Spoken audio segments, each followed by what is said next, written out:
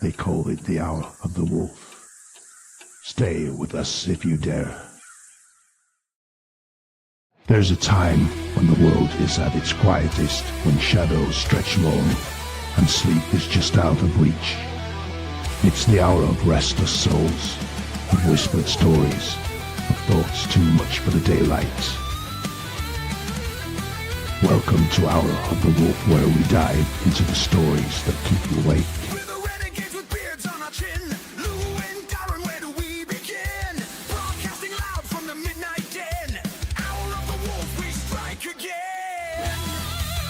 When hearts beat and the wolves prowl. The family, the community, the truths about being in a wolf pack. Stay with us if you dare.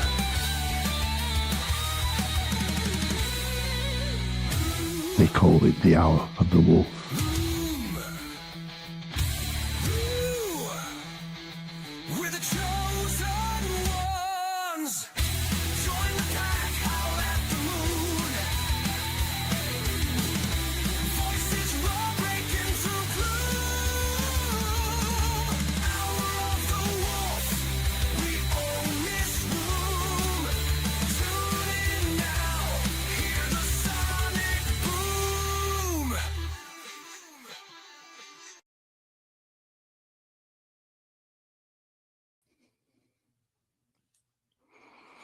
Good evening. We're live. We're in for a good one tonight. We are in for I'm trying not to laugh because I'm watching Mike in the green room dancing backstage while our song is playing. So we gotta do the tradition here. The old Rogers, there you go. Hit the old Rogers wave here. The old Rogers wave out of the way. How you doing? I'm good, man. Really excited for our news coming up here. But yeah. Yep. But let's look at guys are already jumping in there. Thank you very much, Chris. It's 1 year, Louis. 1 year. We've been doing this crazy little thing for 1 year. This is episode 23 or 24. 23, I think. I think you're right. Who would have thought this little startup from Wisconsin would have just blown up like it has right now? I mean, this is insane. We're getting calls from Scarlett Johansson, and we're sitting on the red carpet of all these events now. It's a glitzy, glamorous life that we lead now, but we got UFC fighters lining up at the door to come back on. It's ridiculous. It's insane. 1 year. It's a blessing. So anyways, we teased it all week. Well, we teased it for a couple of weeks now. We got a little something up our sleeve. Yeah, I got everything ready to go on my end for it. So yeah, I'm excited, man. All right. Well, from the frozen marshes of Wisconsin to the firelit pour of aged bourbon, in 1848, a state was forged in grit. Now, Hour of the Wolf and Bearded Death forge it yet again. 1848, dark cranberry, smoldering bourbon, cold blood, and a warm burn. Not just beard oil. The North bottled. Bearded Death proudly presents the Hour of the Wolf scent, 1848. There she is in all her glory. I can figure out where my thing is. Here we go. It is live. It is live right now, everybody. So if you want to hop on board, hashtag Bearded Death too, by the way. If you do the hashtag Bearded Death, you have the opportunity this week to win 2 of these. So yes, it's live right now. Hour of the Wolf. Cranberry and bourbon. Wisconsin through and through. Wisconsin is the nation's #1 producer of cranberry. And I know we're known for beer, but we have a rich bourbon heritage here as well. As a matter of fact, I'm having a little Driftless Get Glen right now out of the Baraboo area. And we also have J. Henry's and Son, which is easily one of the best distillers in the planet as well. So everybody head over. You can open 2 browsers. Head over to Bearded Death right now. Pick up some 1848. It just went live 5 minutes ago. Yes, literally at 7:00, it popped up. 1848.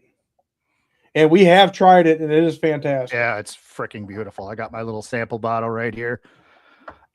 I put mine in every night. I'm not going to lie. I'm not just saying this because we're endorsing it. This is one of the greatest scent profiles I've ever come across. Yeah, Dan definitely outdid himself. It's a fantastic scent. He's such a great guy. And coming from Bearded Death, the quality is there right from the start. So yeah, so hashtag Bearded Death, everybody. And chance to win 2 bottles of 1848 tonight. 2 of them. Yeah. So how's everything else going, Louis? Now that we've made that huge announcement, how's everything else going? Good. Yeah, I'm good, man. I'm really excited for the show tonight. Obviously, it's our birthday show, so it is. We actually got some Nevermore news this week. Yes, we did. Oshkosh native Jeff Loomis. Yeah, he has if anybody has time, wants to find new music to listen to, look up Nevermore. Fantastic band. I actually got one of their albums right up here. And Jeff Loomis he's about my age, and I was first introduced to his guitar playing when I was about 15 years old. They did a Guitar Hero type of Battle of the Bands thing at a local club here, and a bunch of different guitar players came out, all of who's who of the Wisconsin-based guitarists. And Jeff Loomis I think he was 17 at the time, and came up, and we all just kind of stood there going, I've never seen anybody. He was 17 years old at the time. I've never seen anybody shred on an axe like that in person. It's just unbelievable. So check out Nevermore. Great band. Yeah, so we got Nevermore news. They announced their tour a while ago. So yeah, we got the whole band lined up now. We're just waiting for some material to start dropping for them. And I threw on My Bloody Kisses up there too. I figured that'd be a good. That is always a good album. Yeah. Rest in peace, Peter Steele. Yes, sir. But yeah, it's kind of a weird weather up there. Been too nice for you too. I'm not ready for this. I'm not ready for it yet. It's been too weird, too nice. I mean, don't get me wrong. I like the nice weather as well, but I didn't get enough cold yet. So we had that, we had a long stretch of cold. That's probably one of the longest stretches of cold I've remembered in a while. But yeah, it's been such a weird up and down winter. You watching the Olympics at all? Ski jumping, hockey. Actually, I've been watching more women's hockey. Yeah.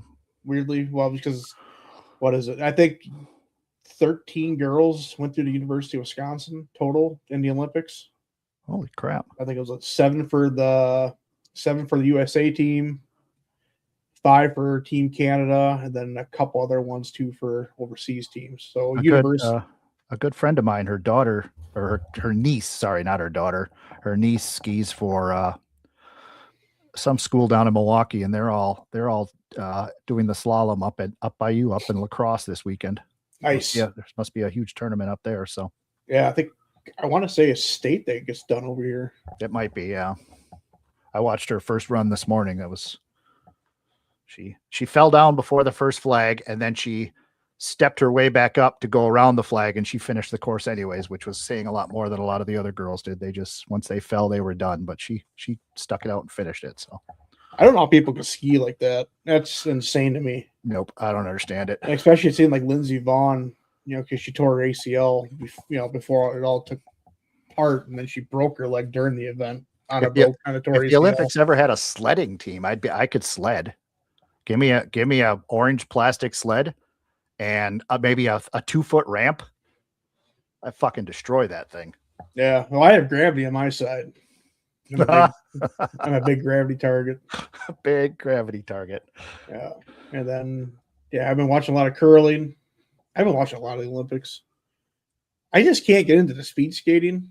I don't mind it. I don't mind the speed skating. I watched. I was watching the men's. I like men's figures. I don't mind the figure skating. I don't like the dance. The dance skate they do that much, because to me it's that the character from the old Mad TV. Look what I can do. Oh yeah, Stewart. Yeah, Stewart. That's it. Yeah, ski jumping was good. America did pretty well. We didn't have anybody medal, but they did pretty well. I think the regular hill we got 8th and 9th. And they're still doing big hill, so we haven't got the full results on that yet. But yeah, America did pretty good ski jumping, which is a rarity because usually it's the Scandinavians that take all those medals. But anyways, we got ourselves a pretty fun show again tonight. Yeah, birthday show. We got a hell of a guest. Same do. guest that called the Micah Parsons trade right before it happened. Remember that? Yes. Right. He did. He came on the show and he was talking about Micah Parsons and the trade. And I was like, there's no way conservative Green Bay is ever going to make that trade. And sure as shit, like the next 2 days later, they made that trade. So yeah, we'll bring in old Big Mike Gagliano here. And he's also going to be Emcee at Brodhead Beard Brawl. There he is. What up, everybody? You got to hit it. Oh. There it is. It's been our every time Mike goes live, I say hit the Rogers wave. Yeah, that's right. You just don't double fist it, right? Because That's just showing off. yeah, right. It's too much. What up, Jason? What's up, everybody? Hey, so 1848. Do you guys know Magnum PI Tom Selleck? Not personally. You know of him, right? Yep. Yeah, who doesn't? His father in 1848 was the first person to invent mustache rides. So I was like, wow, what are the odds? What are the odds? Yeah. That's it's a secret, but that's actually why we named it that. Genius. And if you guys don't know, Mike has a thing when he comes on podcasts and all that stuff. He calls it spirits for the spirits. Yes. And I've had a bottle of this for a while, and it's very good. But this is right down your neck of the woods. Got a bottle of Smoke Wagon from Las Vegas. Nice. Okay. Yeah. I just have some Crown. But that's honestly because I can't taste for what shit. A basic. I can't taste for shit. I can't. I hit my head. I'll explain all that here in a minute. But yeah, I hit my head and it affected my taste buds. I can't smell permanently. That's gone. I'm deaf out of my left ear now. That's fun. And I pretty much can't taste. So I honestly can't tell you the difference between this Crown Blackberry and a goat's asshole. Trust me, I've tried. I've tried. So with that, spirits to the spirits, my friends. Everybody out there watching, grab your drink. Cheers.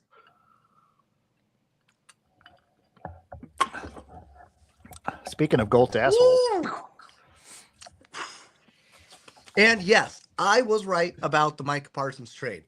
You were right about that. Which was awesome. If I were to give my prediction for this year, I would say I would expect Keyshawn Nixon has played his last snap as CB1. I believe they will go back and get Preston Smith.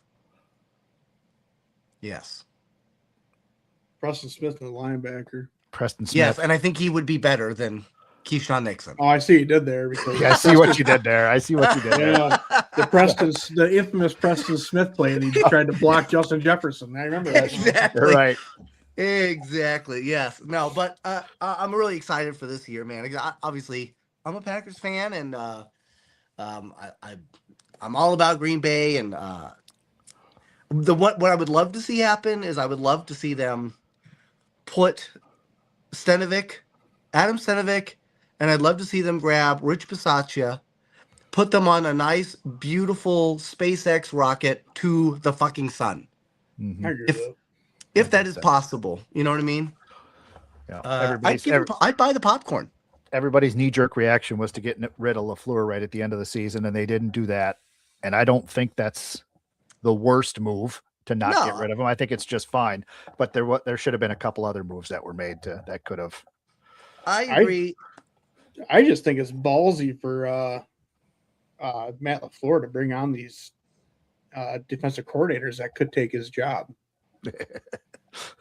Well, I mean- I'll be completely real with you, man.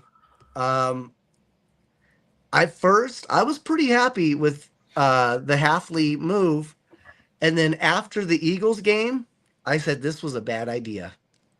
I said because he has a propensity for not being able to properly adjust, especially after halftime, and it became very apparent the ways to he third down he's going to play a soft zone. Yep. And he's going to allow you to run. And it just became once the Eagles figured out that system. I mean, Browns beat us, right? I mean, the Yeah. freaking the Panthers, right? Carolina, they beat us. Carolina Backup. beat And them. it just The Ravens with a backup. yeah. And so the second they realized, oh, this is all we have to do. Yeah, I mean, how many backup quarterbacks gave us the time? I mean, they played. I mean, it was literally like I was getting a flashback to like Dom Capers or Joe Barry. Oh God, yes, Dom. Right. You, You know what I mean? want who didn't beat us though? The goddamn Lions. That's right. They did not beat us. Amen. I'm waiting for it in the Hurrah. chat. I'm just sitting here waiting for it in the chat. Just give it a second.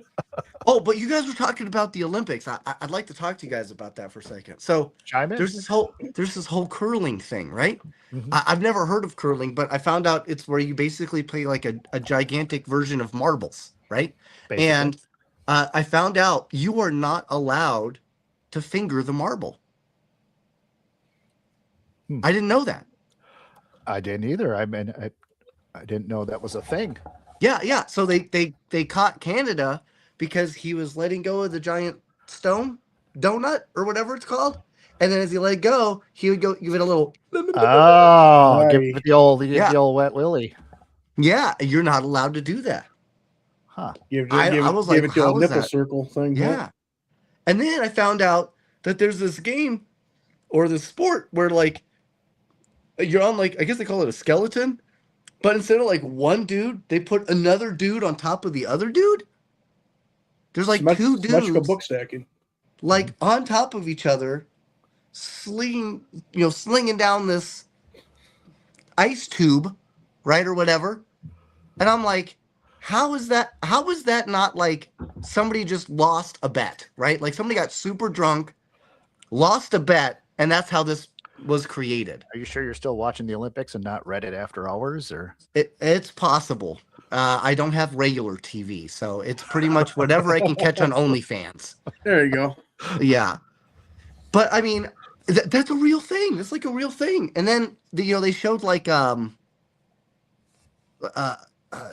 what's the bobsled, and you need like 4 people. And like America somehow managed to only get like the main person up front, and like everybody else fell out. And like he had to go through the whole thing with no breaks. Oh, I did see that. Yeah, that was didn't see that. like the trial period. They did that on Yeah. accident.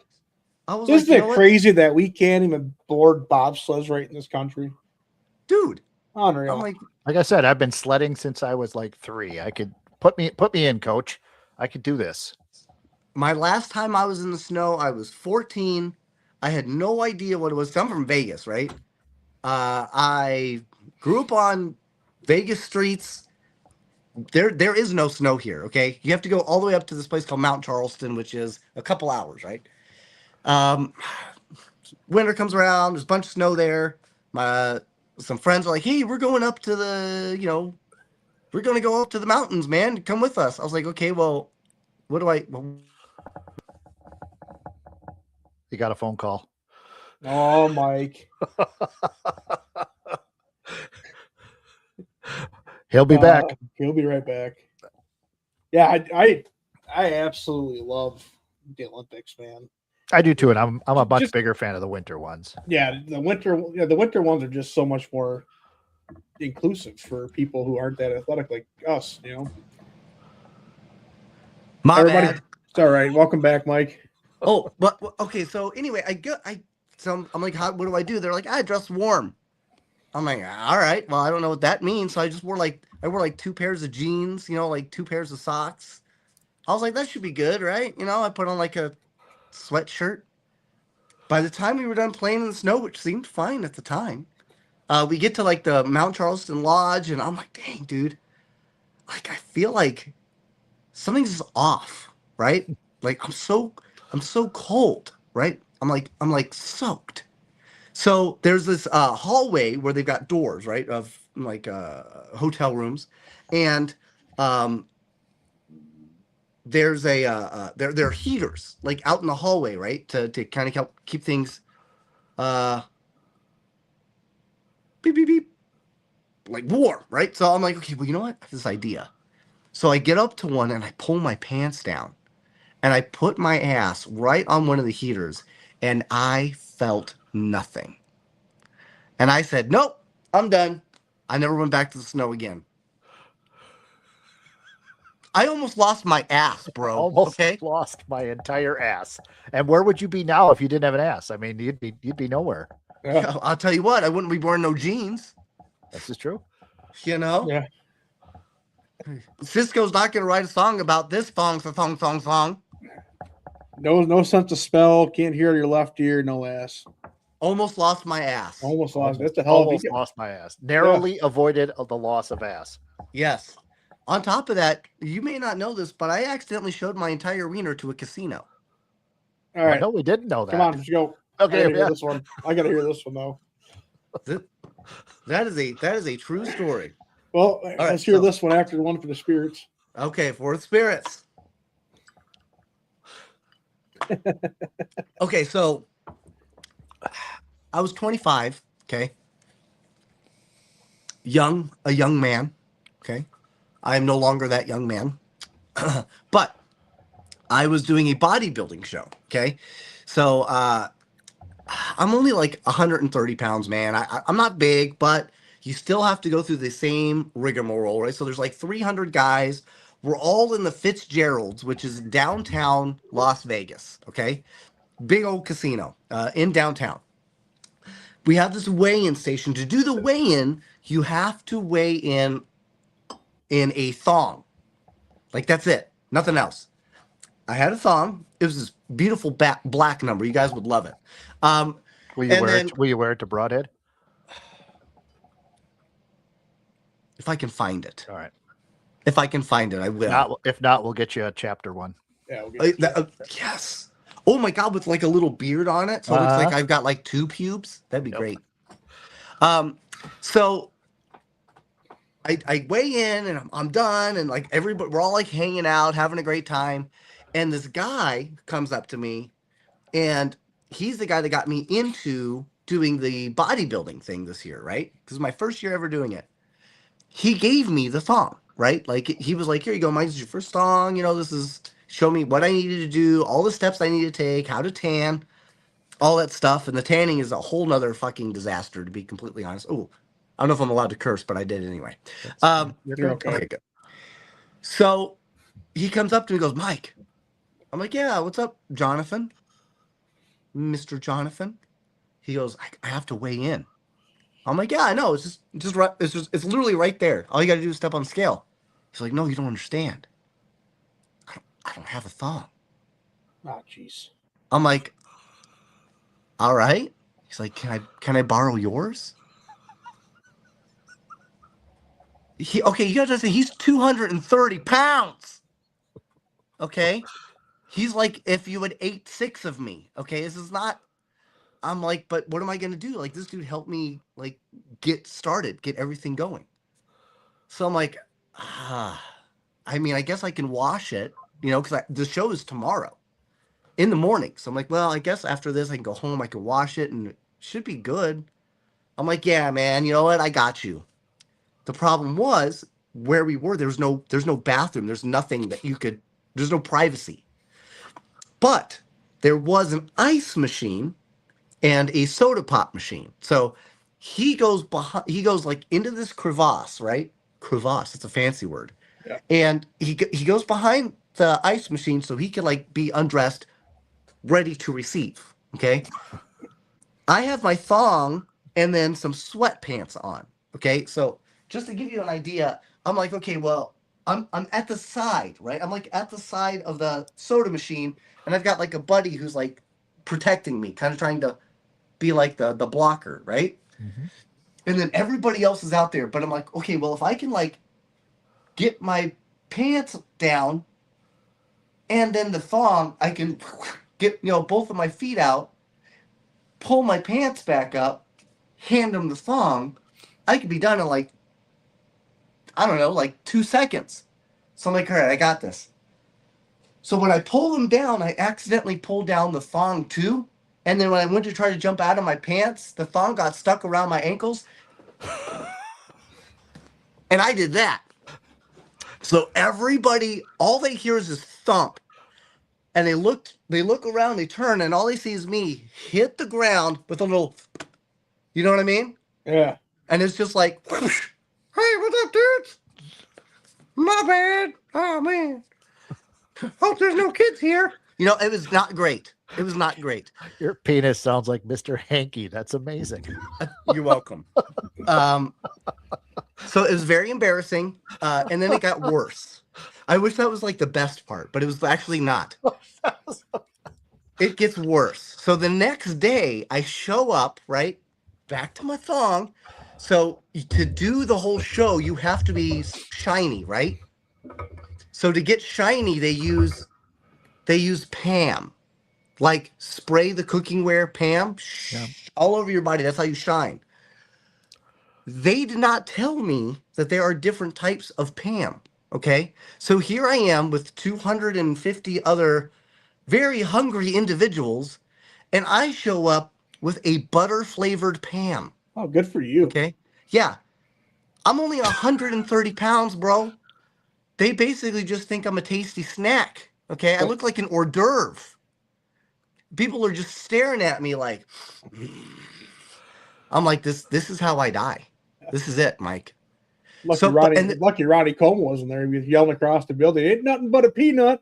Ain't nothing but a peanut. But dude, that's the crazy thing. A guy who actually performed with Ronnie Coleman, his name was Gustavo Badal. He placed 5th in the Olympia that year. He stole my Pam. He didn't know that it was butter flavored either. So I have to go on stage and I can't find my Pam. And I'm like, oh man, I got no Pam. I got no Pam. This dude runs up to me and goes, oh man, it's cool. And he goes, oh, shh. Right here. So I have all these pictures of me up on stage. The only thing shining, like these 2 nipples. That's it. All Nothing else, all dude. buttery and pammed. Normally people got to pay extra for that. You got lucky. I got really lucky. I was pretty sure I was going to become somebody else's ramen noodles. Yeah. So, look, that just shows you, man, life, you don't know what's going to throw at you. Always curveballs, man. Always curveballs. You know? Ain't nothing but a peanut. But you guys that hasn't happened to you? No, I don't do that much. I've been in a crevice before, so yeah, some of it's happened to me. Okay, you've been in. Okay, so you're familiar with the crevasse. Oh, that's great. I am familiar with the crevasse. Yes.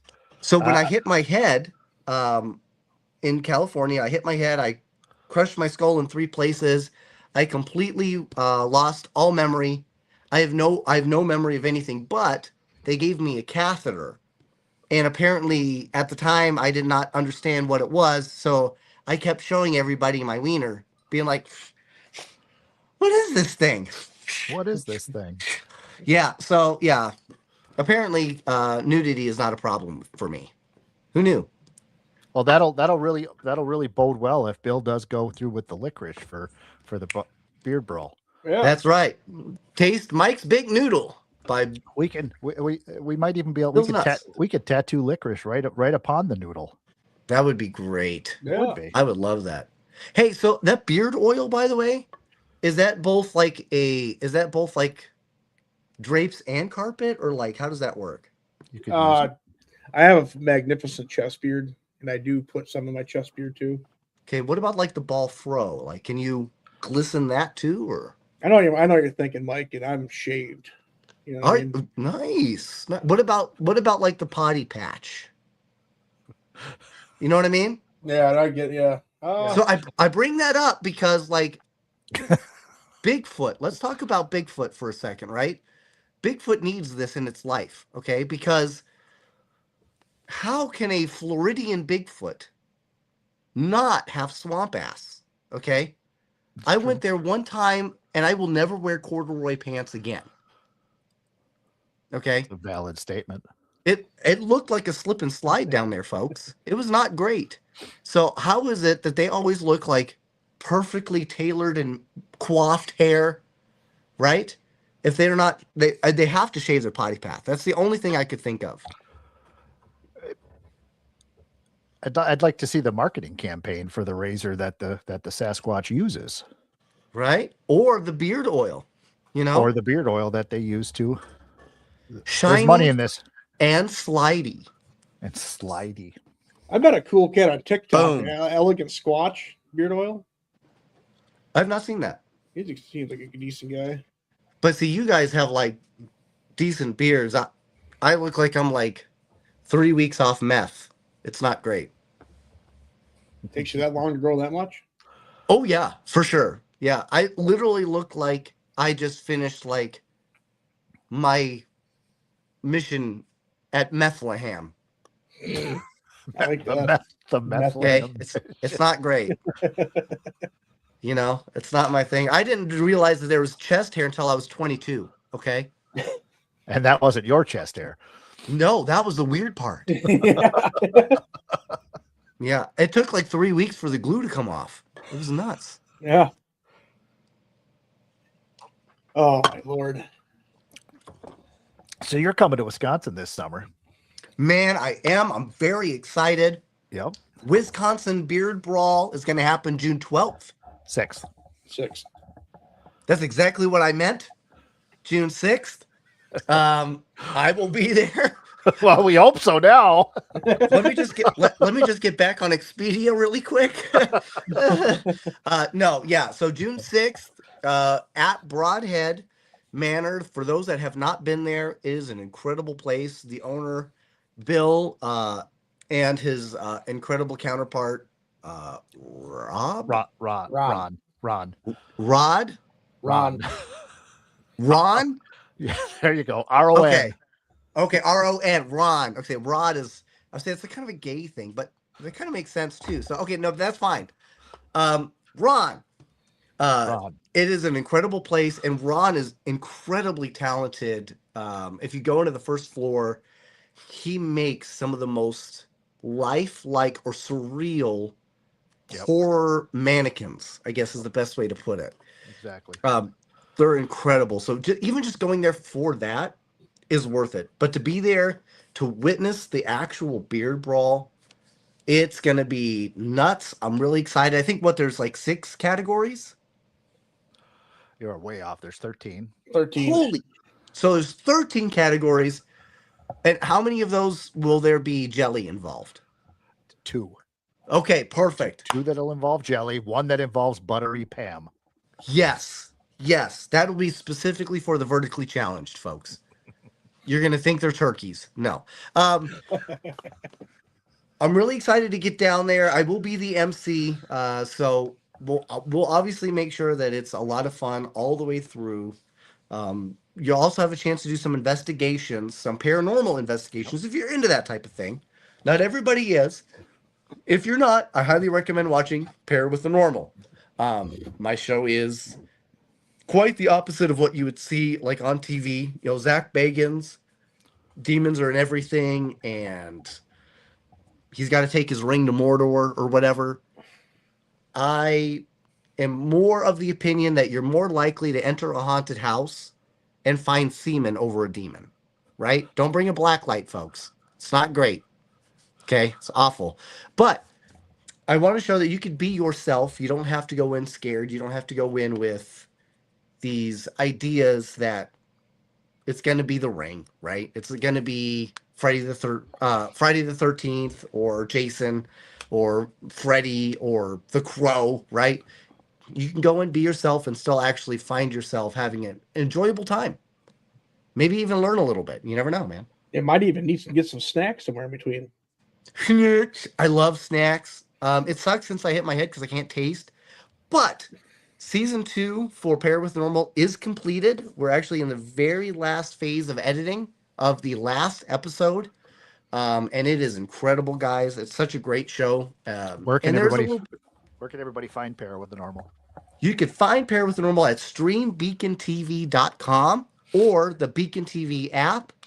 Season 2, it's not out yet. We're still waiting for the editing to be done. And then obviously, as you know, with any TV show, there's an approval process. We got to make sure that it is of the highest quality for Beacon, which I'm very confident that it will be. You know, we do our best to follow all of their parameters and guidelines. And then once they, give us the go, they'll tell us the release date, and then we'll start releasing some trailers and, maybe dancing on OnlyFans. We'll see. There we go. Yeah. There's much more money in there for you than there is. I mean, I've been following your Cam Soda account for years now, but I've been waiting for you to take that next step onto the OnlyFans. So this is exciting. Know what? It's weird because I thought this would be great. I'm going to start an OnlyFans account, and I tried to just show my weenus, but my mom was the only one that subscribed. So, I mean, I appreciate her for sticking with her kid, but supporting the that boy. was it. Hey, $5 is $5, man. Yes, it's true. Right? This is true. Mom's money is spent just as well as anybody else's. So yeah, I used to do blowies, but my knee pads broke, so yeah, I don't anymore. Yeah, hard life. Lacey, it can be a hard knock life. You know what I mean? Isn't that from what's that from? Hard Annie. Knock Life, Pineapple Express, the Pineapple Express, or Annie, one of the two. Yeah. Yes, or Annie, potentially. That sounds better. That makes way more sense to me, actually. Now that you mention it. Yes. So let me ask you this, guys. Why the Beard Brawl? Well, so last year we went down to Kentucky for a beard competition with a bunch of the guys from the chapter. And on our drive home, we were kind of all the 3 or 4 of us that were in the car were talking about it. And Wisconsin doesn't have a large scale beard competition, period. Actually, a lot of the Midwest area doesn't have a ton of it, but Wisconsin specifically only has a handful here and there at like a brewery or something like that, a small scale one. There's nothing large scale. So we wanted to kind of like a fun event, but not anything with like a substance. Yes. So we wanted to put on something like we just visited down in Kentucky. So I think it took us about 5 minutes. That was in Kentucky, the one we went to. Okay. So I think it took us about 5 minutes because we had literally just finished like 2 months before working with the Paranormal Rock down at Brodhead. Oh, right. Yes. So it took us about 5 minutes of conversation to saying, where it would be fun to hold it. See if Bill will allow us to hold it at Brodhead. And we came back. We talked to Louis right away. Louis reached out to Bill. Bill jumped on board within minutes. He was gung ho. Bill has been amazing about this entire event. He's made this, I guess you'd say, his marquee event of the year. Is that what you'd call it, Louis? Yeah. Yes. He's put off all other. He's doing the investigations and stuff like he does every year, but this is going to be his. And Brodhead is a historic building, so it's a great opportunity to raise a little extra funds for Brodhead to keep it alive, to keep it going. Because it's been there since the 1900s. Absolutely. Yeah, we got some things up our sleeve. Bill has been there since the 1900s. We got a couple of things we're going to do up our sleeves that we're going to throw out at Brodhead to specifically just go towards Bill, as a matter of fact. So that's awesome. Oh shit, we got breaking news here. We got breaking let's hear news. it. Beans said for $200, he will do the entire tour alone. Beans. That is our club president. He is extremely scared. He doesn't even want to be in Brodhead. No. His wife is the exact opposite. They are polar opposites. I think she's all gung ho to do literally everything in the building, and he barely wants to set foot in the gymnasium. So, really, yeah. All right. Well, okay, Beans. Let's work this out, Beans. Let's work this out. All right. Jeremy's willing to donate $50. Okay. Here's the thing. I think Louis actually hit me up, now that I think about it, about having my own trophy, and I literally forgot until literally right now. Right? Is that right? Sure, keep on going. Okay. I forgot too, so we're gonna See, learn as yeah, we go okay. here. Shit. I'll donate the rest. I will donate the rest. Oh no, yeah, Okay? you did. You do, yeah. You are sponsoring a trophy, yes, sir. You know what? You could have said, "Oh no, Mike, that would be great," but no, fuck you. Okay. Oh, sorry. Jesus. I was looking at her. God. As soon as you said that. We need to work on your goddamn customer service. Yeah. No, but yes. Well, he so, might not make the 2nd-year anniversary at this rate. Yeah, you're pre-fired, sir. I'll pay the rest to get you in there, okay? And then not only are we going to get you in there, I think we're going to have to let you do some karaoke. I think that's the next step. It's just pure logic. It's the okay? most logical next step. You're not wrong. Yes. We're going to make it happen. I'm bringing a karaoke machine. You laugh now, but it's happening. Bill has Okay. one. Oh, I'm bringing my own. Okay. I don't trust somebody else's karaoke machine. You don't know where it's been. Okay. All covered in buttery Pam and All covered in black buttery song. Pam. Yes. I can sing my ass off. I'll do it. Yes. Okay. all right, we need perfect. Hey, look who just jumped in the chat. Mary Lynn. Yes. Mary Lynn is literally, it's funny. My actual wife calls her my work wife because she helps keep me in line. On top of that, she's also an excellent psychic and she does these intuitive paintings. So I may actually be able to convince her to come down to the Beard Brawl to actually do her paintings. She did the painting. We saw her doing the paintings at the Rockdown last year. They were fantastic. Hey, if you want her to do it during the Beard Brawl, I can make that happen. How cool would that be? You can make that happen. You've got that kind of pull in the community. Wow. With absolute power comes absolute responsibility, not absolute corruption, folks. No corruption here. This is all on the up and up. Yes, exactly. I'm nothing like Trump or Biden or whatever. There we go. We got Or whatever. We got it or in whatever. writing. We got it in writing. Oh, we do have it in writing. If we can do it $1,000 by the end of the night, he'll do it. Okay. Beans, don't get greedy, you son of a bitch. Okay? All right, this isn't about you, okay? This is about the kids, Beans. This is all about the kids. Yes. Yeah. It's about the kids learning more about what they need to do with their facial hair, okay? How are they going to do mustache sled rides without knowledge? Right? They need to be properly oiled. Without Tom Selleck's dad to teach them. Yes, exactly. Without 1848 Tom Selleck's father. God. Some people just don't get us. You know what I mean? That's true. That's true. But I get it. We have to be a class above. You know what I mean? Not everybody is up here. Some people have to be the scrum. I get it. They make us look better. That's what it is. Yeah, that's what it is. We need people like that. Yes. Oh, she says she's at Rhodes Motel doing paintings with Katie. That bitch. Wow, that escalated quickly. Wow. Yeah. Let's see if I buy her taco casa again. Ooh, just denied the taco casa. Man. Oh, okay. So, Krolls. Okay, so it's a Wisconsin thing, Krolls, right? Yeah, right here in Green Bay. Is it just in Green Bay? Yes, it's a Green Bay chain. I didn't know that.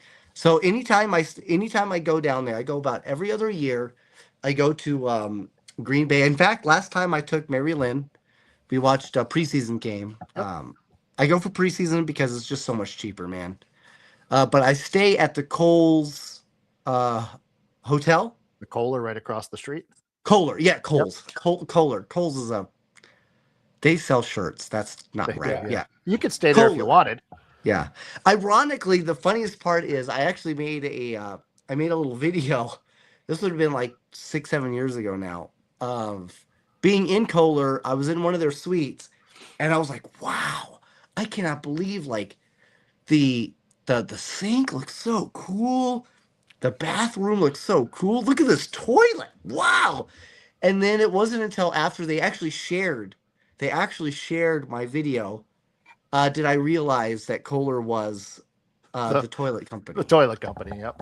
And I went, well, I feel really effing stupid at this point. That's fantastic. But there is a Kroll's right next to Kohler, next so door, yeah. I would eat at Kroll's all the time because they were just delicious. But I didn't know that was only a Green Bay thing. Yeah, there's actually here. So there's a little known, not a little known secret, but there's a trade secret in Green Bay. So the Kroll's that you're talking about directly across the street from Lambeau Field, there's a Kroll's. That's Kroll's West. There is a Kroll's East on the east side of town that is half price because it's not located directly in the shadow of Lambeau Field. So it's all half price. But they literally just announced within the last month that they are shutting their doors. Kroll's East is shutting their doors. What? Why? You can actually, so you can buy, the listing is right now, you can buy the building and open your own restaurant, or you can pay, and I forgot what the dollar figure was, you can pay extra and buy the Kroll's name and get everything with that. So you'll basically be continuing the Kroll's name. So can we, Louis, can we cue like some Sarah McLachlan music for this, or like, come on, you're dropping the ball here. You know what I mean? This is basically like an ASPCA commercial. Right? Sally Struthers should be on. We need talking about the poor state of Kroll's. The one that you're used to, that'll stay there because they make enough money off that game. Okay, so where else should you be eating if you go to Green Bay to see a game? Where else should you be eating? Cheesesteak Rebellion. Damn, I've never been there. Absolute best restaurant in Green Bay, and it's just cheesesteak. Okay, I've been to like downtown Green Bay, and there was there's like an old timey arcade bar. Oh yeah, Player 2 arcade. Yeah. Yeah, which I loved. Good. Is it somewhere near there, or? It's just on the other side of the river, about half a mile down on the other side of the river. So yeah, it's not too far off. I'm too drunk to remember that part, but you'll tell me. Well, are you coming up to Lambeau this year?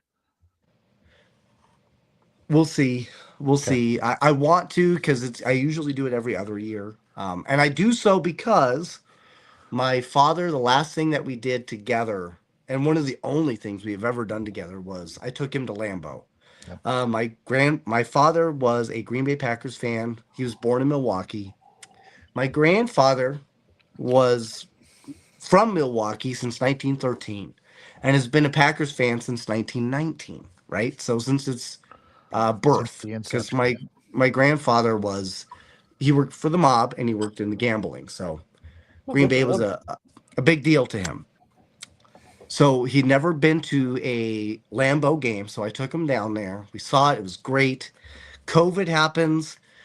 My dad has pneumonia and literally within days dies from pneumonia. After that, he doesn't have a tombstone. He doesn't have a grave. So I went and I paid to get him an actual brick at Lambeau. So every other year I go by and I see my dad and I bring him a shot. I have a little bobblehead of my father. In fact, hold on, I'll show you. I think it's right up here. Nice catch, Slade. There you go. See, I bring this with me. Oh, nice. Because this was the last picture we took of him at Lambeau. Nice. And it's got a little... Yep. And I bring that with me, and I sit with him every other year, and I watch a preseason game. And it's kind of like my ode to both my father, my lineage, and my love for the Green Bay Packers. Nice. Mm-hmm. Well, everybody has their thing, right? If it's this year, if it's next year, we'll meet up and we'll show you around Green Bay a little bit. So, hell, I would absolutely love that. Because last time I went, I was basically just harassed by old ladies. Yeah. Well, that's part of the fun. That's part of the appeal of Green Bay. That is true, but I only have 2 jelly beans, folks. You know what I mean? Okay. It's not much to go around. All right. Sure, it sounds like Mr. Hanky, but there's not a lot of him. No. It's a Christmas poo. That's it. It's not a poo the rest of the time. It's not a 364-day poo. It's a 1-day poo. Okay. Keep that in mind. Keep that in mind. Yes. So, I know sometimes you guys talk about paranormal stuff, right? Absolutely. So I wanted to touch on something. I had a little not a podcast, but I did like my own little live, and I talked about some coincidences that maybe at what point do you decide a coincidence is no longer a coincidence? For example, the first and last soldier killed in World War I were buried next to each other. Like, what are the odds? Really? Yeah, right. Yeah, it's not like they planned, right? And it's not like the first guy died. It's like, hey, we'll wait for the last guy and then we'll bury him here. That's going to look great. We'll make it full circle, like the Norwegian snake that eats itself. Right. It just happened to go that way. So, coincidence? Okay, maybe, sure. How about this one? Walter Summerford. Walter Summerford was struck by lightning 4 times and survived. 66 times. When he Sorry, died, that was a great buried him. outdoors reference. When he died, they buried him, and he was then struck by lightning again. No shit. Not even kidding you. It actually cracked his tombstone. Oh, man. Like, at what point do you realize God is like, fuck that guy? Fuck that guy. You know what I mean? Like, everybody else is cool, but that guy, fuck that guy. So you can You know what I truly mean? say he was thunderstruck. Literally. Yeah. He was the AC and the DC. Yeah. Yeah. I mean, coincidence? His Sure, current maybe. his current is always alternating. Yeah. See, Okay, Don so- got my reference. Don got my reference. He got it. The head. The head. Okay, how about this one? A man by the name of Tsutomu Yamaguchi. Okay, he survived both Nagasaki and Hiroshima nuclear bombings, despite being at the center of both blast zones. Shit, good for him. He literally survived one, and then said, "Oh, this was terrible. I better get to Nagasaki." Right? It's got to be Gets much all the better way there. down there. Was like, I should be safe here, and then bam, again. I mean, coincidence? Survived both of them. Like, at what point do you say, well, maybe it's not so much about bombing Japan as it is just literally bombing Yamaguchi, Yeah. right? Like, Little at what note- point do you think maybe I'm responsible? You know what I mean? Little known fact, Yamaguchi died by slamming his testicles in a dresser drawer, and the blood loss actually took him out. So That sounds accurate. Yeah. Yes, he was seen in The Grudge 2. Yeah. Well,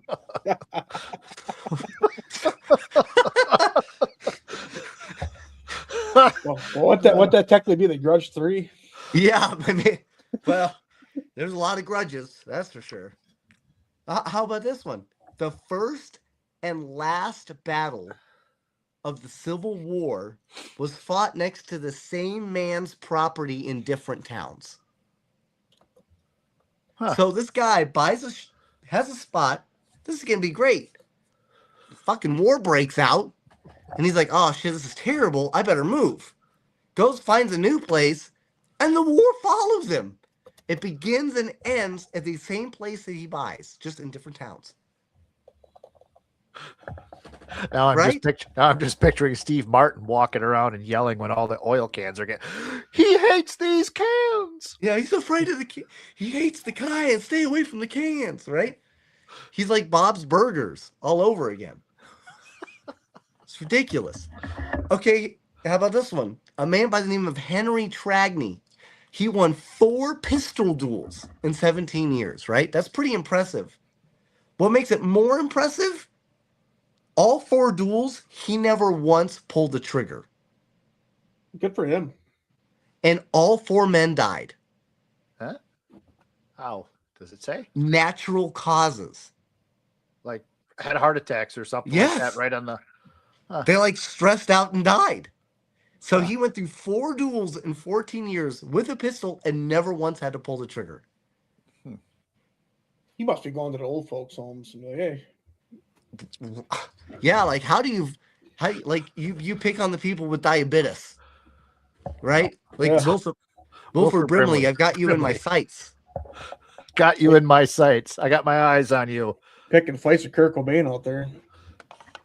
No, he's a good shot. Yes. Well, somebody else was. Which, before I get into the next one,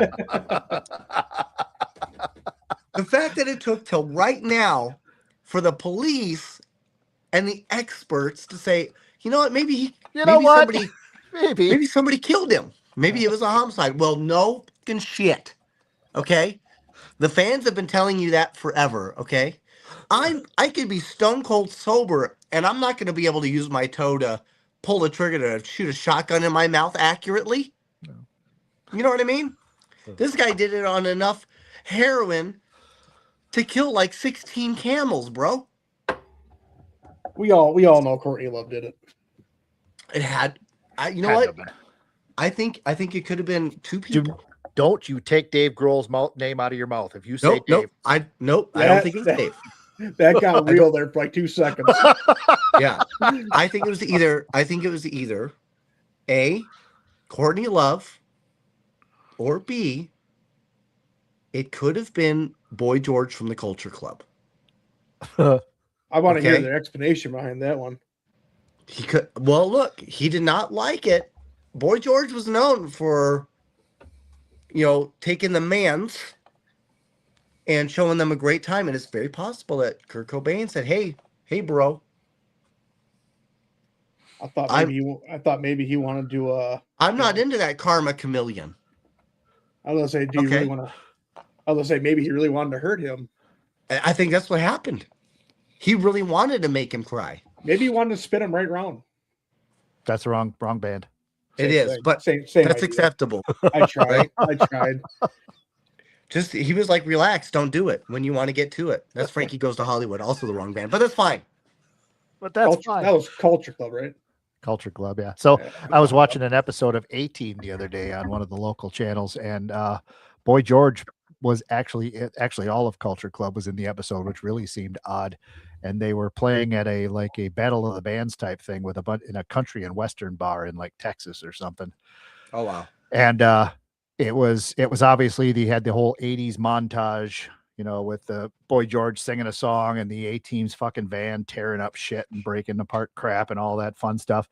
And during that montage, the country and western bar was completely won over by Boy George and all his flamboyancy, and they were fucking cheering him on like they were like, yeah, there was no. They hated him at first. They were ready to kill him, but no. Once that montage ended, they were all clapping and raising their hats, and that is the secret of the UK. They will always beat us at music, bro. They will always beat us. Beatles, UK. Rolling Stones, UK. Black Sabbath. They're from Africa. No, that's not because they're black. Never mind. That's not right. Easy. Yeah, no, my bad. That's from they're also from the UK. Aussie, UK, right?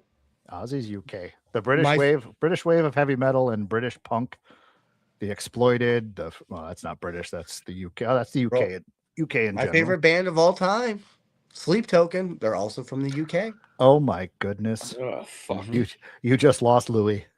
If you could, you know what? You could say I don't like it because they made music and it was fun. If you go back and you listen to, look, I discovered them literally on accident during the Death Will Become Your Tomb. Ironically, they discovered music on accident too, and it was for everybody. If you actually listen to their music, dude, they're fucking brilliant. I've tried. Their drummer, he has got to be one of the greatest drummers of all time. In fact, he just won Drummer of the Year on Drumeo. Like, he swept. We've everything he was in already Drumeo. seen in the Grammys they give fucking awards to anybody. So Well, they didn't win anything in the Grammys, which should actually appeal to you, Lord Louis. Okay. yeah, In a related note, chat, the Tom, Brodhead we Beard actually- Brawl will be looking for a new MC. Right? Yes. Look, yeah. you can hate him as much as you want, but I'll be completely honest. I'm 43, and it took 40 years for me to find a band that of today that I could say I get. Okay, Because I to can me, they're- appreciate that statement right there. Yeah. See, like, here's the thing, because if you go back to like the late 90s, early 2000s, it was Tool, right? Tool was kind of the fantastic. right. My issue with Tool was they didn't make any fucking sense. They just made music, and I love their music, but I can only get into them from like certain parts of the album to certain parts of the album, right? And I have every album. I'm not gonna lie to you. I have every Tool album. Okay. The issue is with once you get past Tool, nothing comes next. No. Nothing comes past Tool. Perfect Circle, because that was his next band. So they were the exact same pile of shit. Just They were in the a weird, exact in a weirder fucking Yes. package. Pucifer.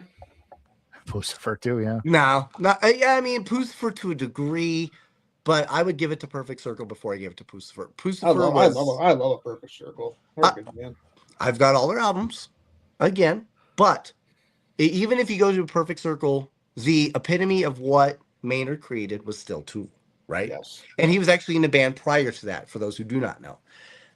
But there's nothing that really, truly comes afterwards that makes me go, okay, I'm willing to fall in love with music again.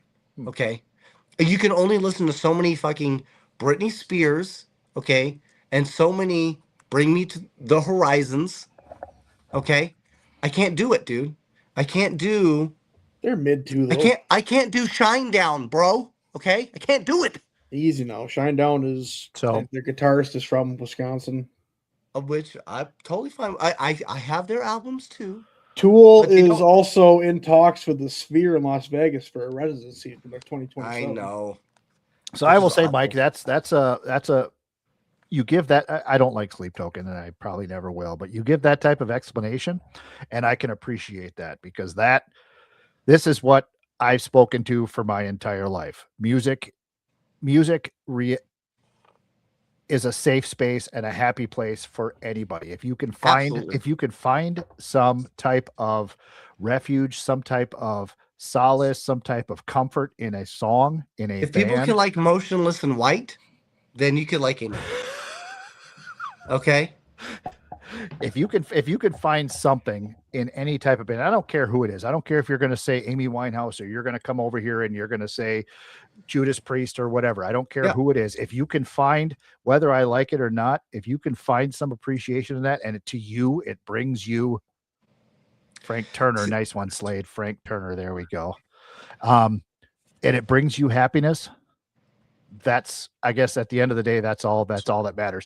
And that's the type of shit I always wanted to do, writing music for years. It's just like, I wish I could write something that would make one person smile. Okay. See, I did music as well. I was a musician from 18 to 22. And that's what I love about Sleep Token is they actually, if you really listen to the musicality and the lyrics, dude, they're fucking genius. Especially the fact that they find ways to tie in songs 3 albums later. It's unheard of. It's not done. It's incredible. So if you listen to them from album to album chronologically, it is quite literally an experience. It really is. But you know what? To be fair, I say the same thing. About Cardi B. You know what I mean? That booty don't lie. You know? Also, Ghost kind of does that too, though. Ghost has their whole Yeah. See, and storyline. I'm not a fan of Ghosts. I don't You like should Ghosts be, because you should be though because they're Sleep Token, but they're good. they're not. Ghost is music for people that are stuck in the 80s. Oh, you're Ghost was what? I missed that. I took my headphones off. I Ghost missed is it. for people that are stuck in the 80s, that want rock music that are still from the 80s. That's Ghost, okay? I was not big on 80s metal. It wasn't my thing. So Ghost to me is like, yeah, it's okay, but I don't understand the appeal. Now, I still appreciate Ghost. I still think they're fucking phenomenal. I'm just not going to download their albums because to me, it doesn't speak to me, right? Everybody's different.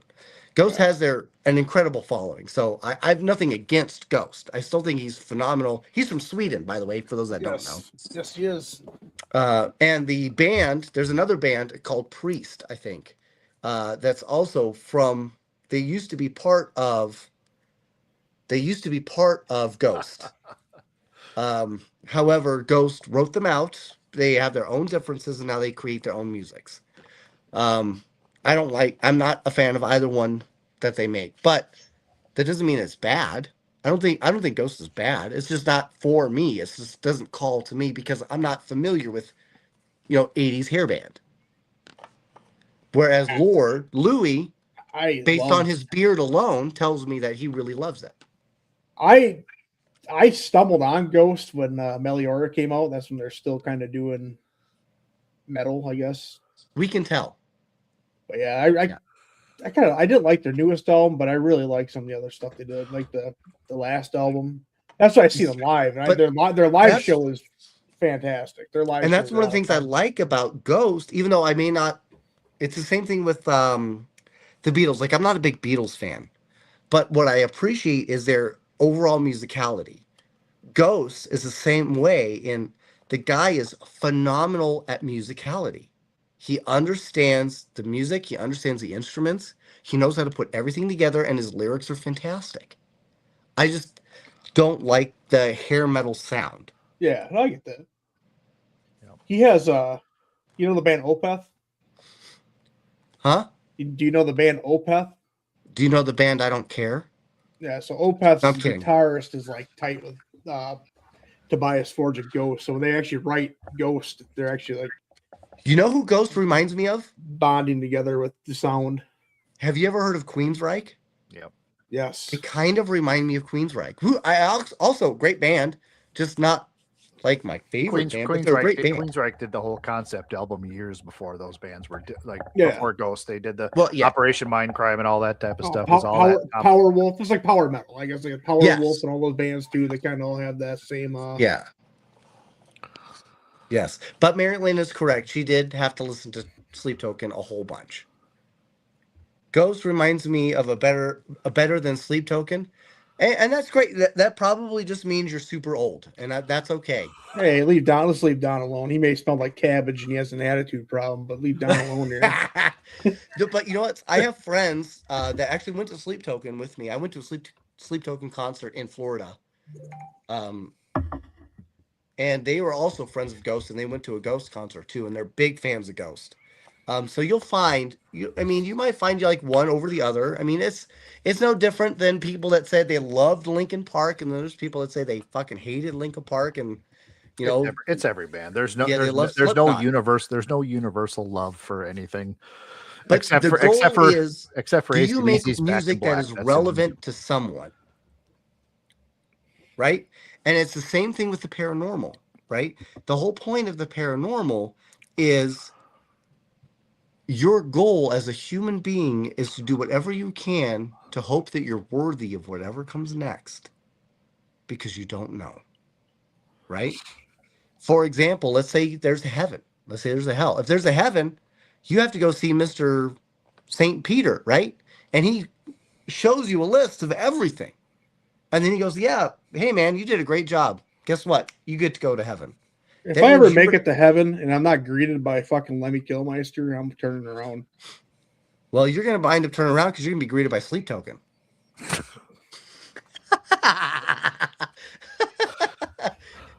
He's like, damn it, hell. Fuck. I just set the glass down too. I got to drink another one now.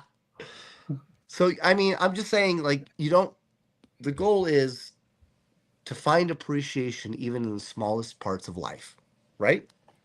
And it doesn't have to belong to everyone, but you have to find a way to make it belong to you.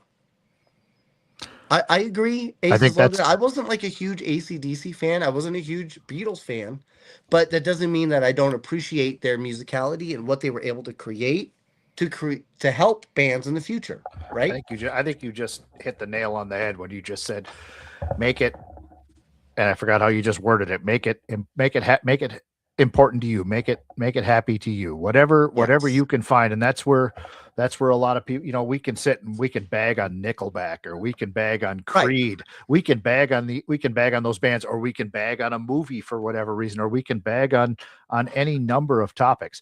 But at the end of the day, there's still somebody out there, probably a large group of people, who are still, that's their day to day. They wake up every morning and the first thing they want to do is they want to hear Sleep Token, or the first thing they want to do is they want to go buy those Nickelback tickets. Yep. Hey, Do I agree with I that? used like No, 11,000 minutes in 1 month just listening to Sleep Token, okay? Because it talked to me. Of course, at the same time, to be fair, I did hit my head and I don't remember a lot. So there is that. But I will say this, when you talk about Nickelback, I discovered Nickelback in 1998. Their first song that was released was actually a song called Breathe. And not a lot of people know that. They think the first thing was This Is How You Remind Me, which is actually their second album. So for me, Nickelback, I never looked at Nickelback as this weird, oh, I hate Nickelback because they're popular. I just knew them from the album before, so I've always liked Nickelback. I didn't realize at the time, of course, we're talking about the 90s into the 2000s, so the transition into social media was different, right? Yep. So I actually bought cassettes. That's how old I am, okay? And then when CDs came out and you could get like an 8-second skip G-Shock from Sony, holy fuck. I was like, there's no way technology ever gets better than this. This is the end. We've hit the This pinnacle. we did it. I've got 8-second G-Shock and a Sony and a Sega Genesis. I'm good. What else do you need? Right. So I didn't realize at the time, because I was listening to that Silver Side Up, which was the second album when that came out. Gutter Flower by Goo Goo Dolls, and Dizzy Up the Girl, which was the album just before that from the Goo Goo Dolls. I listened to that. I listened to August and Everything After, 96. I listened to Bush. I still have every single Bush album. I That's, just bought tickets to see Bush in Oshkosh. I was gonna say that's Darren. Bush- Darren's Bush- guilty pleasure. Bush is the absolute best live band you will ever see. No There's- 8-track. I saw Bobo came before and he said that Chevelle is good, and they are. No. Chevelle is fantastic live. No, he was saying the best live band he's ever seen is Chevelle, and they are. Bush is by far. Gavin Way better. Rosdale is such a front man. Oh, and he's so dreamy. Oh my God. the things I absolutely things I do love to him. Gavin. So this is a weird. I don't know what time you guys end, so I'll stop talking if it's time to end. No, we're good. Keep it going. Yeah, we keep Okay. going. So It's our birthday. Fuck everybody else. That's our fucking Right. birthday. so I actually man, I spent most of my life homeless, right? So I didn't even know the radio existed initially. We only listened to albums and CDs, right? And mostly the CDs was like the Doobie Brothers, Stevie Ray Vaughan, Eric Clapton. When I heard a radio, it was from do you guys remember like those old brown alarm clocks? Yep. You're right. Yeah. Like everybody knows that old brown digital alarm clock, right? The red letter with the red numbers. Yes. Yep. So they had it set to FM. So when it went off, instead of the meh, it started the radio. Here I am at home, getting ready for the fourth grade. I'm not even at home. I'm at my grandma's house because my mother and me were living in the same room. I was sleeping on the floor. It was weird. But all of a sudden the radio comes on and Bush's Glycerine. Oh man, I love Dude, that and- song. That song has a lot of meaning to this guy. That literally changed my entire paradigm for what music was and what meaning to life was. And I've never gone back. I actually listened when I finally got old enough, when I turned 14, and I was able to buy a cassette tape. The first cassette tape I ever bought was 16 Stone. And I listened to it so much I had to buy 3 tapes. And boy. You know what I mean? Because I listened to it so much. I had 16 Stone, and the other cassette tape I had, you guys are going to laugh, but it was Orgy Candy Ass. Oh, that's a good album. That's actually a good album. I'm not Dude, familiar. That's a really good album. Bro, you got it. Orgy's phenomenal. They still make music. Does it feel Okay. Yeah. I know. They- like you do? Which, They did a ironically, cover they of it. actually made no money off of. No? None. $0. I, Because they didn't have it copyrighted correctly. So it all went back to Oh, went back The- to the, yep. the original Blue Monday creators. I still think the best band ever seen live is fucking Exodus, man. That was Woohoo! Exodus. They're old, man. But that was Toxic Waltz, Blacklist. What was the first band you ever saw? It was so the first live concert I ever seen. Yeah. It was a long time ago. In This Moment was the opener, Okay. and then it was Seven Dust. Oh shit! I've met Seven Dust. Disturbed was the Oh, next my God, band, really? and then Yes. that, Disturbed. and then the headliner was Korn. Oh shit! was my Okay. first What about concert. you, DQ? My first show was I'm a little bit older. My first show, well, my first concert was Rick Springfield, but my first rock concert was Kiss on the Asylum tour with King Cobra opening, and it Was it like regular Kiss or like the midget version? it was regular Kiss. It Okay. was non-makeup. Because I think it was, the original, it was the Asylum midget version's called Smooch. tour. Yeah. And we had it at the arena here in town, and it was the middle of winter here in Green Bay, and just butt ass cold. My first concert, we show up in our t-shirts because that's what we had to do. I was in 7th grade, man. I got to fucking represent. And they had a bomb threat. They called in a bomb threat during the opening band set, during King Cobra's set, and the entire fucking arena got evacuated. And we got pushed because we were right close to the front of the stage. We got pushed back Cody by all the Camber. buses and all that shit. And standing by all the buses, and it's fucking 10 degrees below zero, and we're shivering. That was my first show. So Coheed and Cambria, all aboard that. That's awesome. And Weird Al, I've actually interviewed when I did the Rock and Comedy show. My first concert was actually Fuel Oh, nice. I like Fuel. when they released their first album, like Sunburn or whatever it was called, and Buck Cherry. Buck Cherry. Yeah. just saw- You crazy bitch. I just You know saw that Buck song? Cherry. I just saw Buck Cherry like 6 months ago, and they were fucking horrible. Oh, they're terrible now. Oh my yeah, absolutely awful. After that, my next concert was actually Third Eye Blind, and I wound up watching Third Eye Blind. Like I've seen them live. Rest like 3 in or peace, 4 my times. good man. Rest in peace. Isn't he the one that just passed away? That was Third No, Eye. no, No. he's still that's No, 3 that Doors was Down. Three Three Doors Down. dude. Sorry. Who I never got to That's see, right. which I'm super bummed at, but I did get to see Third Eye Blind did Semi Charmed Kind of Yeah. Live, That's right. which is a great album, and they still make music to this day, and I love them.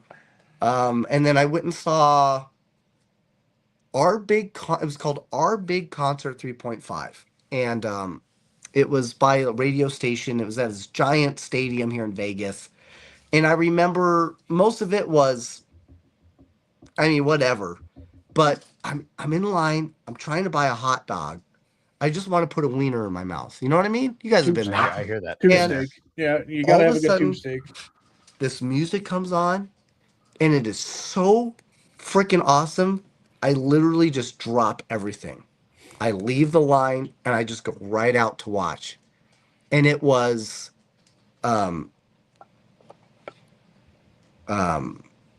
Papa Roach. Oh, okay.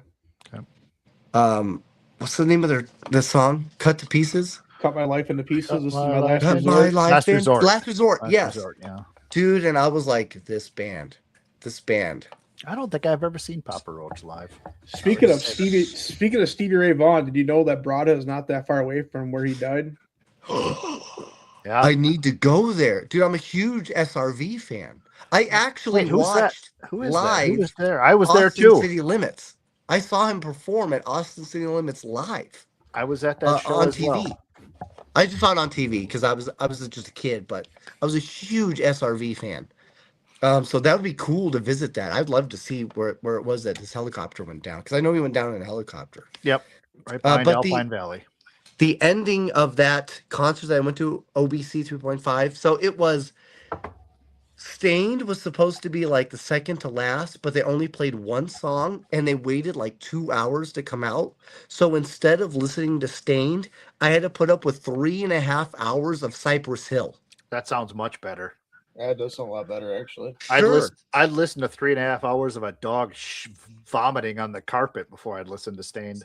You know what? It was great listening to Cypress Hill the first time. I had to listen to Insane in the Membrane. But by like the 9th time, I was insane in the membrane. Me and Darren seen them live, Cypress Hill live. Oh, yeah, we did, didn't we? Yeah, they were Yeah, they're great for like 1 hour. 3 hours? Yeah. No, 3 hours is too much. No bueno. And then Stain comes out, plays one song, and then goes basically, fuck y'all, and then leaves. That sounds like Aaron Lewis. That's pretty much par. yes. That's par for the course. That does sound Yes. like Aaron Lewis to There's me. this giant break, and then STP is the ending. Stone Temple Pilots. Oh, They nice. just released Sour Girl. So Scott was still. Oh man. So Scott, yeah, he was still alive, but at that point he looked and danced like a tweaker. Yeah, well. But he sounded phenomenal. I will say, as a huge Mastodon fan, that is my favorite As band. a huge masturbation fan, what was that? Mastodon fan. I got to see Brett Hines live with Mastodon. I'm very happy with that. That's dope. He just changed the subject. I'm Totally, sorry. So he fast. totally changed. Just He went right. Just ignored everything Mike had to say. And Yeah, No, right to masturbation. Oh no, because we talked to Scott Weiland. Let's talk about me and my right hand for a second. No, I'm just saying that Scott, Mike got a call. I'm just saying, like musicians that have passed, got to see. Who was this that just saw? That was Saw Stevie Ray Vaughan. I was at that show as well.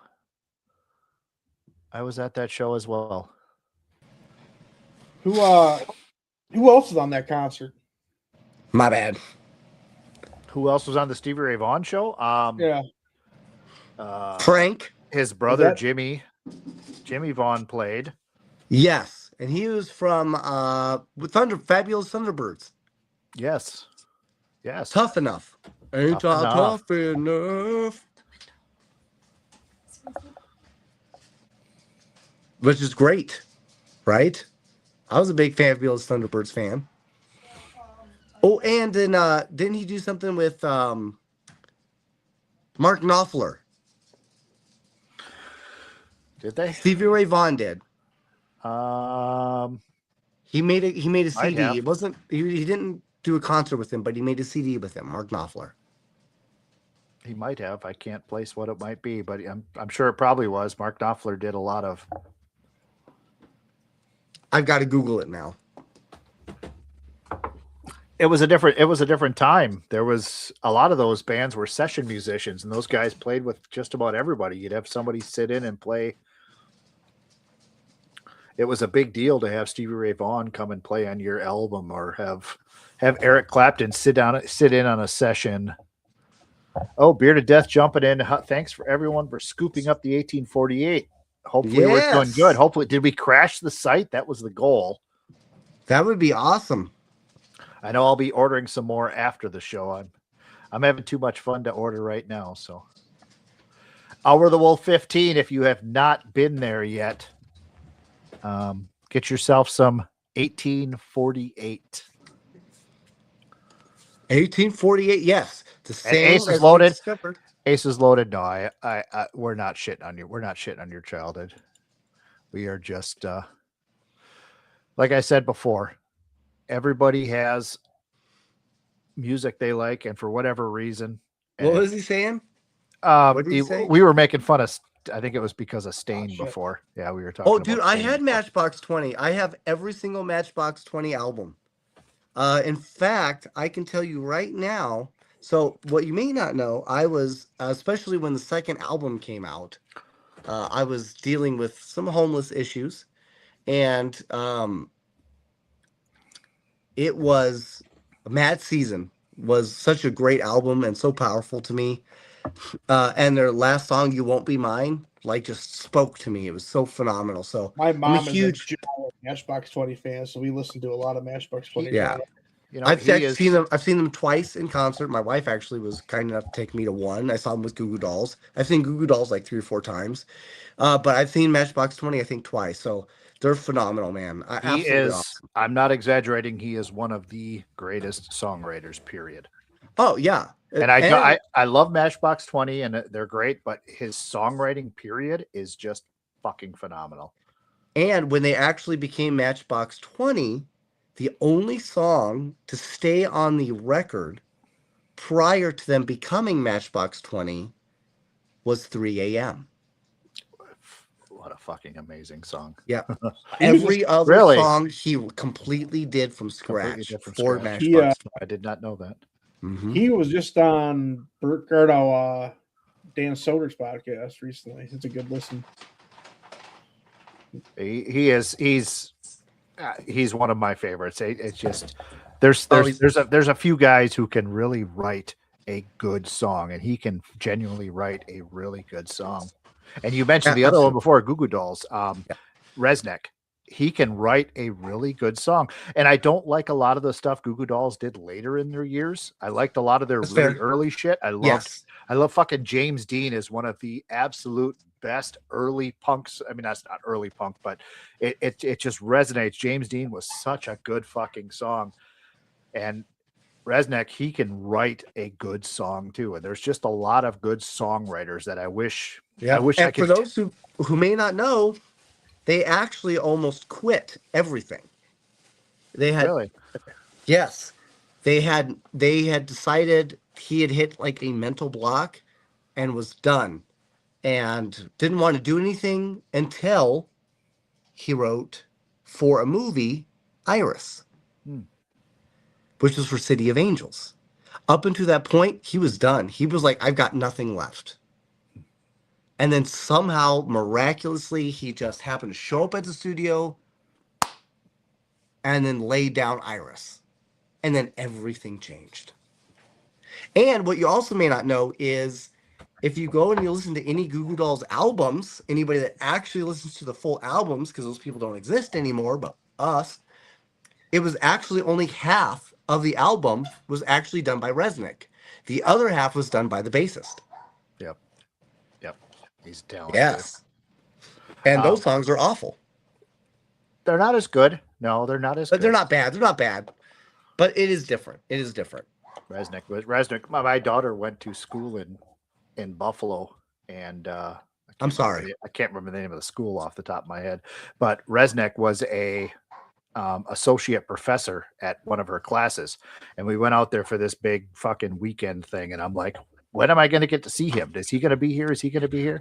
Fucker was not there. Oh, man. Yeah, not even. Okay. So can I tell you another weird Mike story? Yeah. I actually got to meet Korn, Oh. but not for what you would think. So my friend, his father owned a computer company called SRD, and he sold it to IBM, made a killing, right? Millions upon millions upon millions upon millions. So every year he would throw a New Year's party at his mansion. I would work the mansion, okay? Because even though I'm tiny, I actually was a martial artist. So he would hire me to just hang out with his kids. I would literally just dance with his mother. And then I would kick out the people that got too drunk or got caught snorting coke in the bathroom. And I've had to beat up a few people, even Tiny Mike, okay?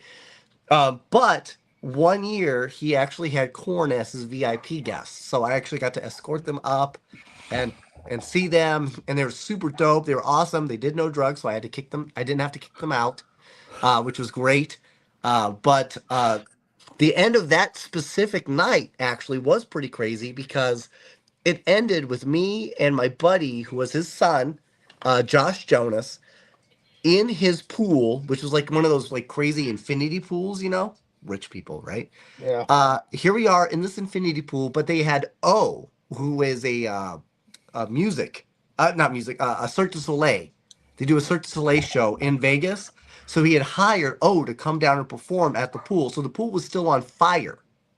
So here we are, chilling in the pool while it's on fire, drinking SoCo straight from the bottle, and there's this naked midget running around, just swimming back and forth, doing laps. I'll never forget it. And I got to meet Korn. It was great. I'm still going back to the naked midget. That's all I care about. It was weird because I think he may have tried to bang a hooker. I can't say for certain. Was it a midget hooker or was it a No, it was a real life hooker, so it was fast. Whatever a real it was. life hooker? Okay. Yes. Yes. Not great. Clip that. Clip that. A real life Clip hooker, that. not some. Yeah.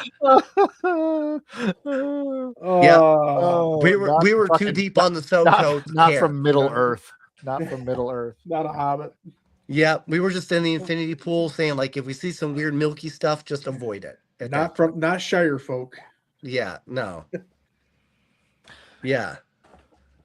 So that was that. You're welcome. Louis, you want to do a drawing here? You want to give out some shit?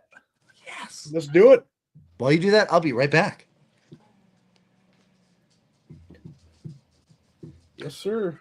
We did hashtag Beard or Death. Don't forget, everybody. We announced at the beginning of the show, if you weren't here, 1848. There is our new scent in collaboration with Dan from Beard to Death, cranberry and bourbon, and it is fucking phenomenal. I'm not just saying that; it is really good. So, winner of this. Vet, did you hashtag Beard to Death to win this? Yep. Try to win it. Winner of this will get 2 oils in 1848, and trust me, you will not be disappointed.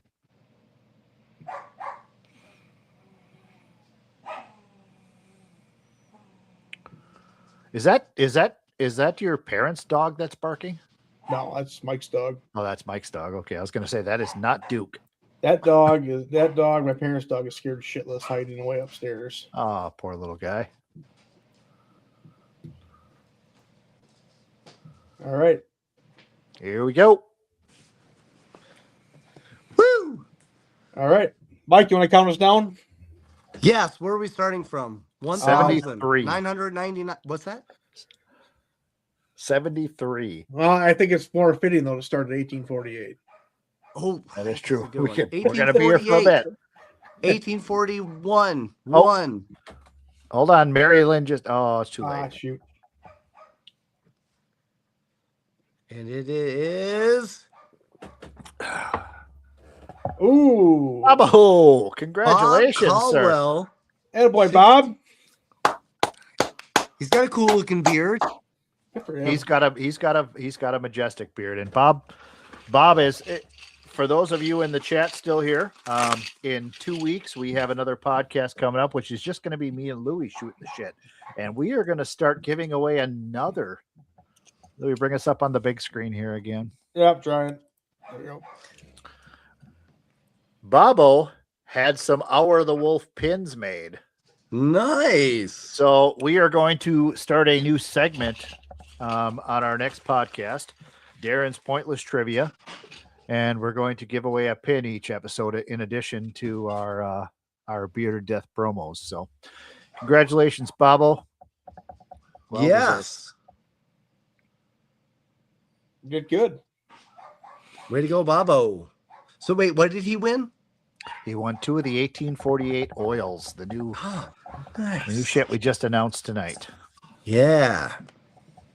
Brought to you by Magnum PI's dad. Yep.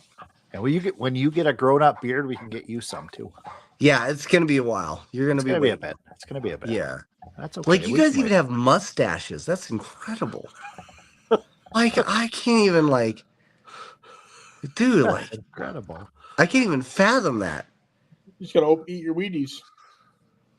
Did you say eat some weenies? Yeah, Wheaties. That helps. That really does help. Yeah, that's what I've heard. Like honestly, there's a better chance I turn into Godzilla than actually growing like a decent beard. It's awful. But you never know, right? You never know. It could happen. It could So happen. when did you start like knowing that, hey, I have a beard. I have a mustache. So it's funny we've been talking about music all night. I was Yeah. 2018. I was at a concert with my daughter up in Minneapolis. We went to see the Foo Fighters, right?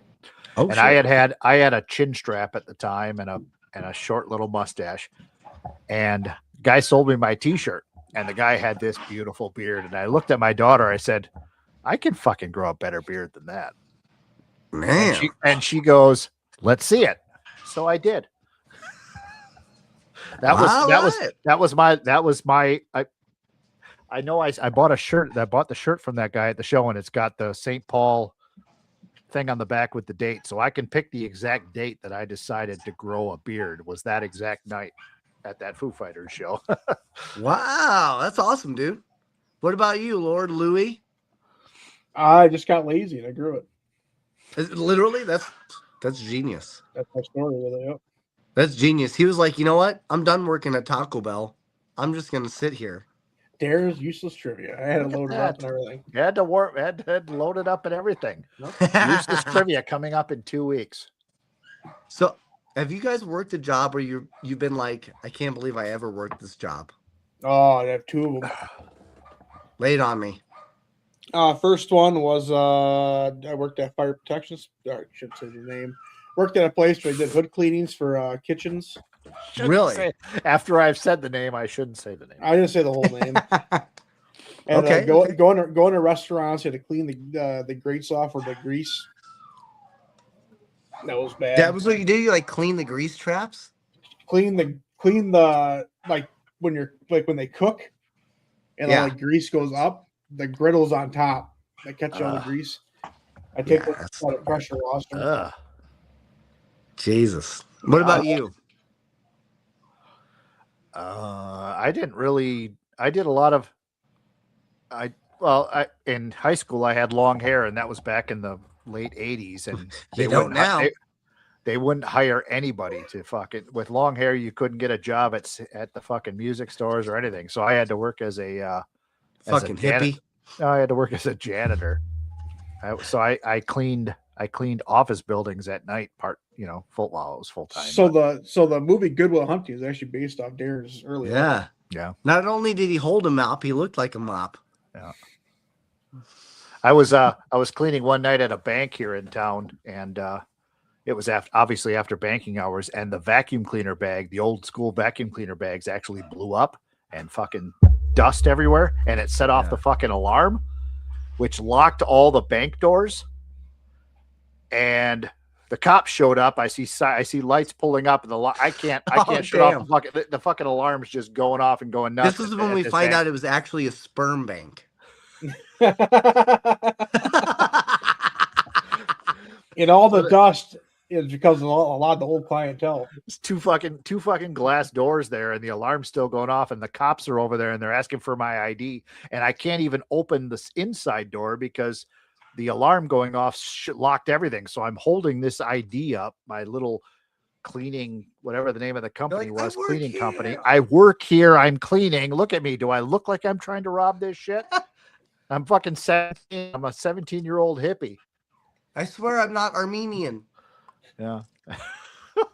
I had a job. I was a plumber for a lot of years, and one of my first times I was you look like you put up with a lot of shit. I lay a lot of pipe too, brother. Hey,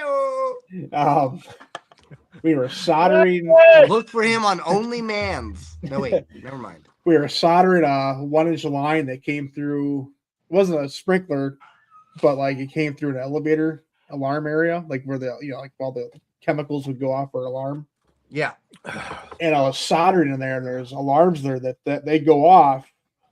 They could dump chemical in that room, and it takes all the basically if there's a fire, it's halon. So the chemicals suppress it, right? Yeah, it suppresses it, but also sucks all the air out of the room immediately. Because he knows a lot about fucking, folks. And I was soldering a joint on this 1-inch line. We know. I set that alarm off, and imagine like a fire alarm is loud enough, But Yeah. imagine a fire alarm going off in a little room that's 8x8. Dude, The same sounder and everything. that's And awful. oh man, that is so loud. That was so loud. Because everybody's had their fire alarm go off in their kitchen, so they know what that's like. But Yep. to be in a room smaller than that with nowhere for that, all brick to too, go? so it just reverberates. You just it was nuts. So I don't have like an embarrassing job that I worked, but I can tell you an embarrassing job that I applied for accidentally, but did not take. So I was in between jobs and I was trying to find a place because I was like trying to change my life around, right? Like I was doing martial arts at the time, all the time, and I'd gotten sick, and the doctor told me I'm like 18, right? He said, "Look, if you continue doing the same work path you're on, you're not gonna make it." That's how sick I was. Because I was doing martial arts, so I had no body fat, right? I was like 2%. I was like, okay, I need to change my life, right? So my first goal was a gym, right? To learn how to become like healthy.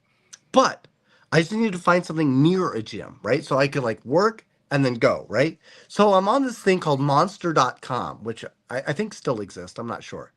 And I found this place called the Green Door. And I was like, okay, this sounds cool. It's like I figured it was like a retail job. So I assumed Green Door was something like a Walgreens, like maybe like a Walgreens Express. So I put on, okay, you have to understand, I just finished getting sick. Okay. So I'm like 75 pounds. I'm 18 years old. I'm 75 pounds, right? I've got on like my little suit and tie, right? I've got my little, I've got my, my application, and I've got my little job history, right?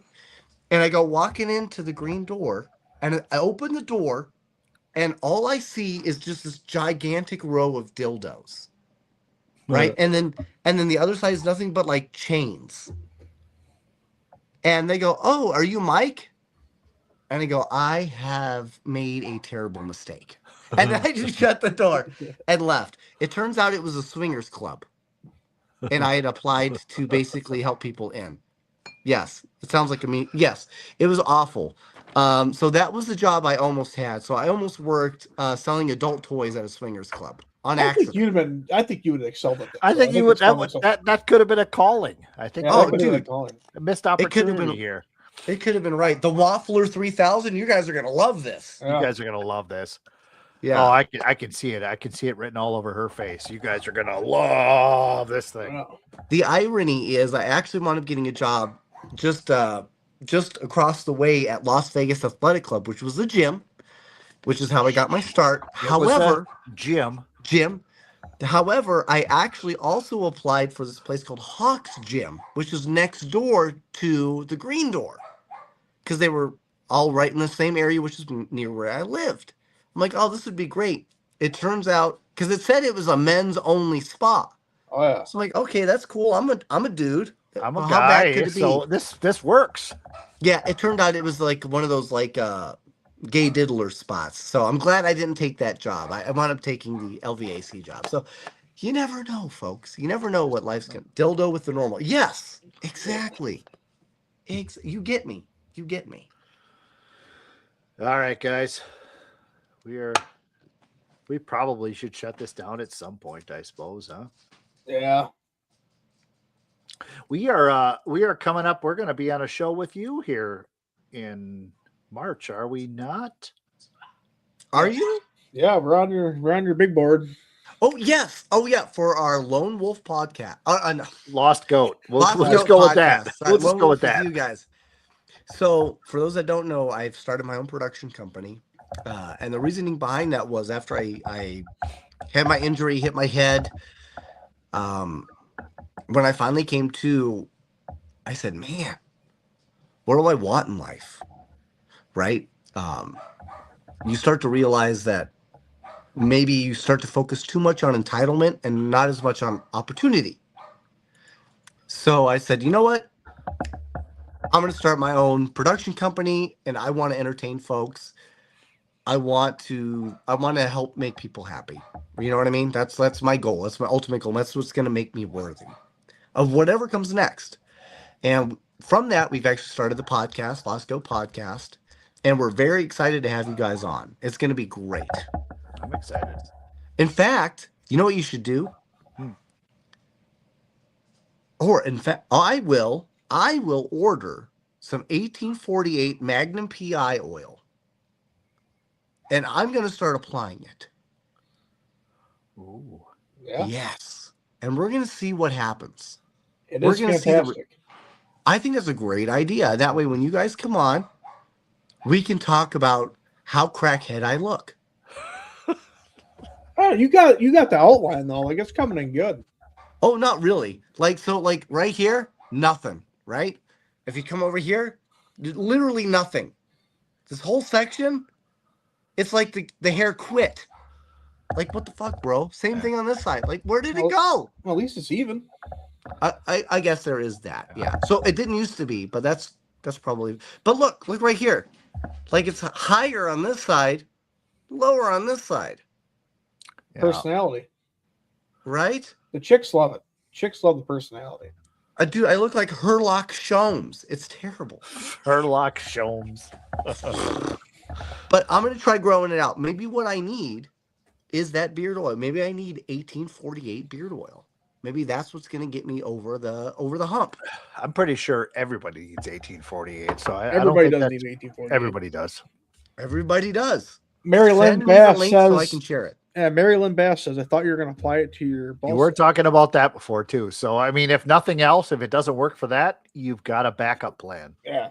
That is true. Of course, my only issue with that is the hair down there already grows pretty long. And if I'm not careful, it'll get caught in my shoelaces and I'll trip. You know? Well, So maybe I want to. if it's that long, you don't need shoelaces. You know, just trim it out, braid it up, use shoelaces that way. You would think, right? But you start to look weird when you don't have shoelaces, right? Like people ask questions. Because that's why you're weird. Yes. It's Yeah. it's the shoelaces. It's the shoelaces that do it.